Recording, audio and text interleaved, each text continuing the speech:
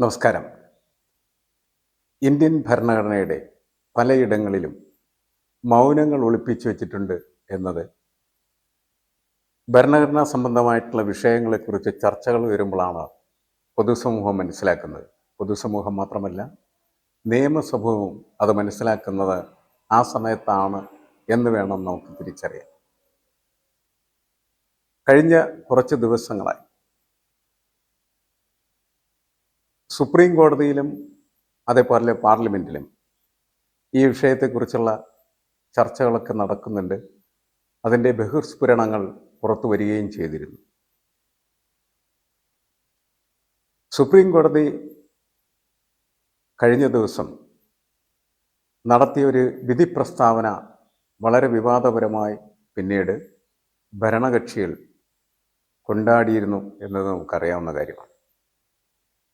അവർ പറഞ്ഞ പ്രധാനപ്പെട്ട ചില ചോദ്യങ്ങൾ: ഒന്ന്, സുപ്രീം കോടതി സൂപ്പർ പാർലമെൻറ്റായി മാറുകയാണോ?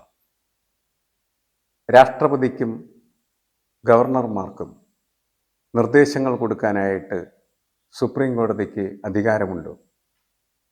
ഈ ചോദ്യങ്ങൾ ചോദിച്ചത് തമിഴ്നാട്ടിലെ ഗവർണർ ആർ.എൻ. രവി തമിഴ്നാട് നിയമസഭ പാസാക്കിയ ബില്ലുകൾ നിരന്തരമായി വെച്ച് താമസിപ്പിച്ച് അലമാരയിൽ പൂട്ടിവെച്ചിട്ട് ഈ ബില്ലുകളെല്ലാം ഞാൻ ഒപ്പിടുന്നത് വരെ ഇവിടെ ഇരുന്നാൽ ഇത് മരിച്ചു പോവും എന്നാണ് അദ്ദേഹം പറഞ്ഞത്. എന്ന് വെച്ചാൽ ഞാൻ ഒരിക്കലും ഒപ്പിടില്ല എന്ന് അദ്ദേഹം പറഞ്ഞു.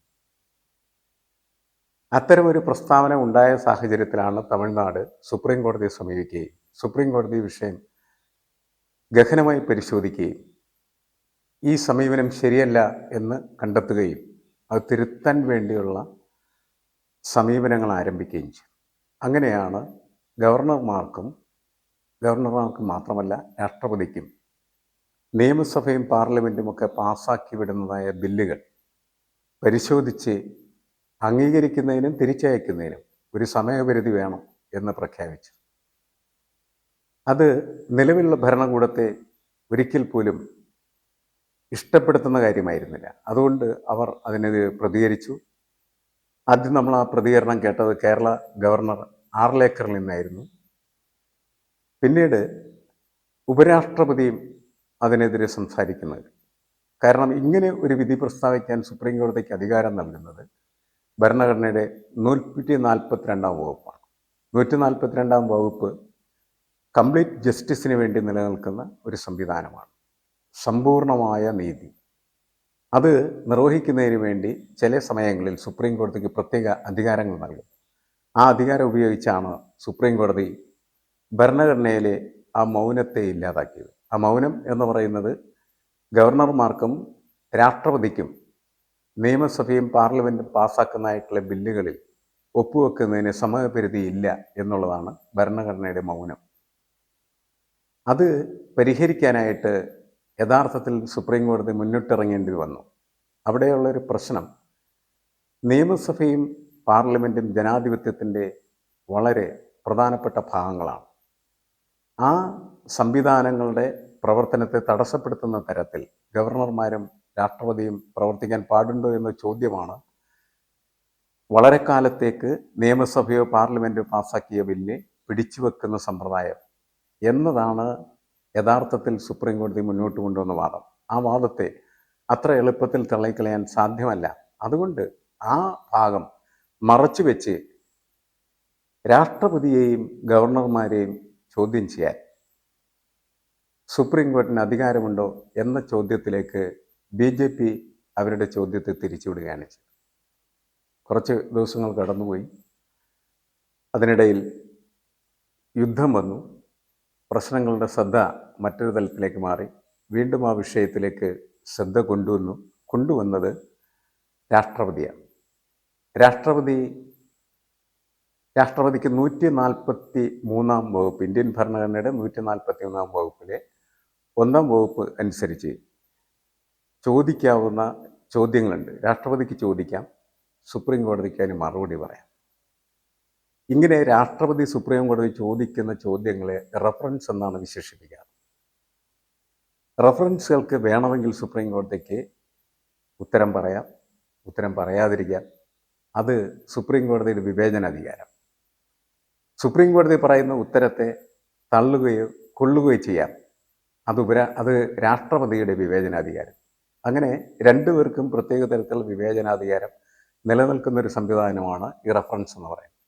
പക്ഷേ ഇവിടെ കൗതുകകരമായ ഒരു കാര്യം, ഇപ്പോൾ രാഷ്ട്രപതി സുപ്രീം കോടതിയോട് ചോദിക്കുന്ന ചോദ്യം ഇതാണ്: എൻ്റെ അധികാരം എന്താണ്?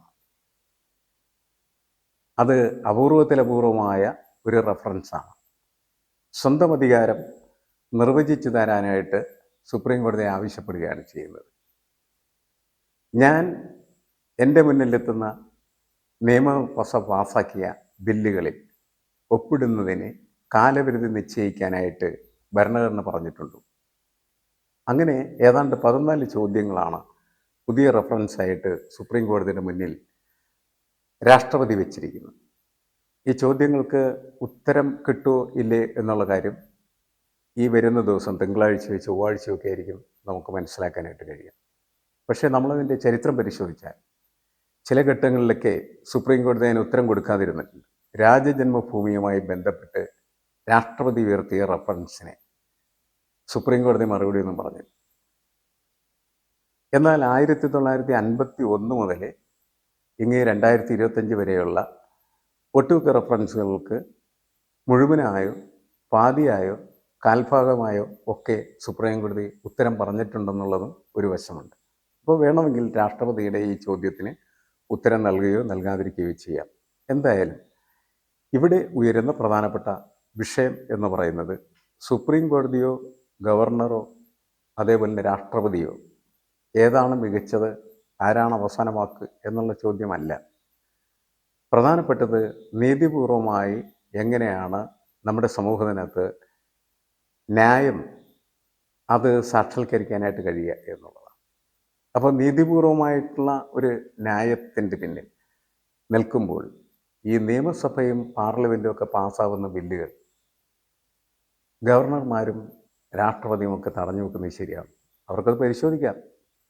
അത് പരിശോധിച്ച് അത് ശരിയല്ല എന്ന് കണ്ടാൽ അവർക്ക് തിരിച്ചയക്കാം, തള്ളിക്കളയാം, ഒപ്പുവെക്കാം. അപ്പോൾ തീരുമാനമെടുക്കുക എന്നുള്ളതാണ് പ്രശ്നം. അനിശ്ചിതത്വം ഒന്നിനും പരിഹാരമല്ല. ഇന്ന് വരെ അനിശ്ചിതത്വം കൊണ്ട് ആരുമൊന്നും നേടിയിട്ടില്ല.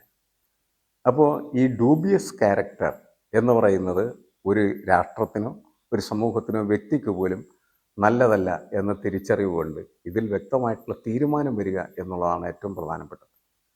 മാത്രമല്ല, ഗവർണർ പദവി ഒരു കാരണവശാലും രാഷ്ട്രീയ കളിക്കുള്ള ഉപകരണമായിട്ടും വരാൻ പാടില്ല. രാഷ്ട്രപതിയും അങ്ങനെ തന്നെ ആയിരിക്കണം. ഇവരൊക്കെ ഉയർന്ന ഭരണഘടനാ സംവിധാനമാണ്. അതുകൊണ്ട് ഏറ്റവും നീതിപൂർവമായിട്ടുള്ള രീതിയിലാണ് അവർ പ്രവർത്തിക്കേണ്ടത്. അവരിൽ നിന്ന് അത്തരം പ്രവർത്തനമാണ് സമൂഹം പ്രതീക്ഷിക്കുന്നത്. അതുകൊണ്ട് തീർച്ചയായിട്ടും അടുത്ത ആഴ്ച നമുക്ക് ഏറ്റവും മഹത്തായിട്ടുള്ള ഒരു ഉത്തരത്തിന് വേണ്ടി കാത്തിരിക്കാം.